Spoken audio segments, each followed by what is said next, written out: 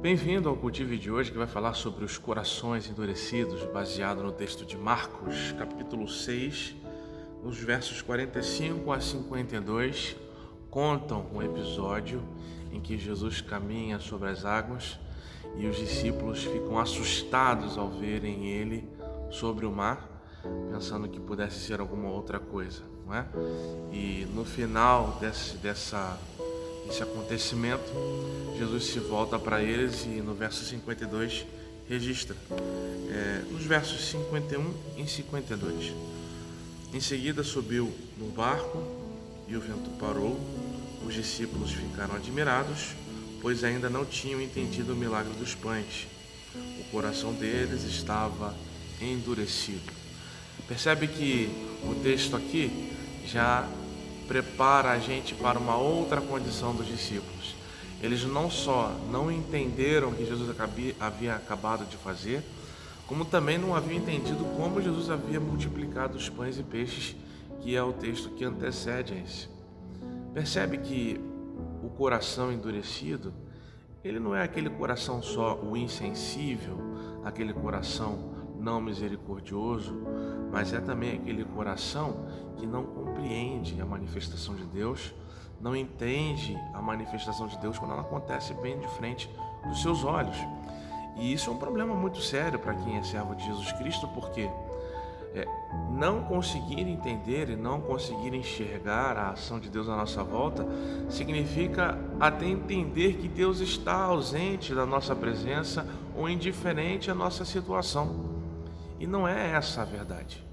A verdade é que Deus é sempre presente com aqueles que o amam, com aqueles que o seguem, mesmo que estejam passando por um momento de fragilidade, de fraqueza. Ainda assim, Deus não se faz ausente. Mas mais importante, para entendermos a ação de Deus, para entendermos o agir de Deus ao nosso redor, para entender os propósitos de Deus, a gente precisa estar com o coração bem tratado.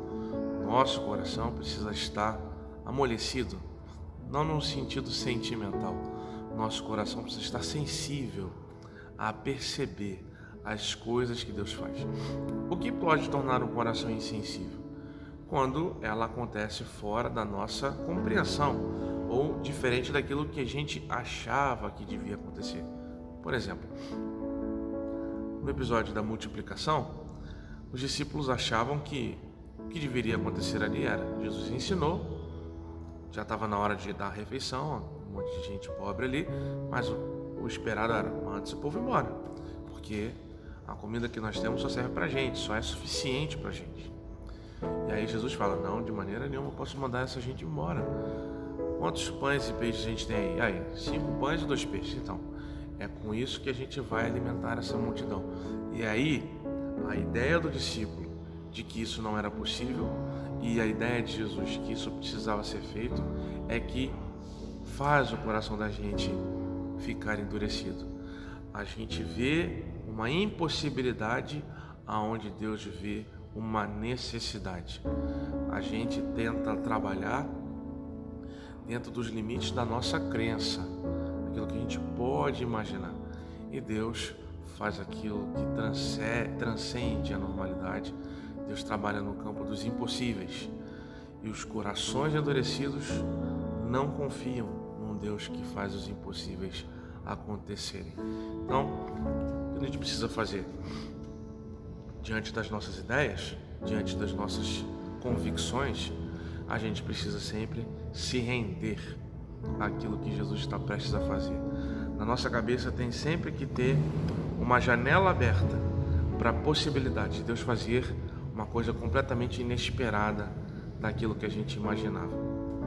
Deus pode fazer coisas extraordinárias e pode estar fazendo ao seu redor e você não está conseguindo ver porque o seu coração não está sensível o suficiente.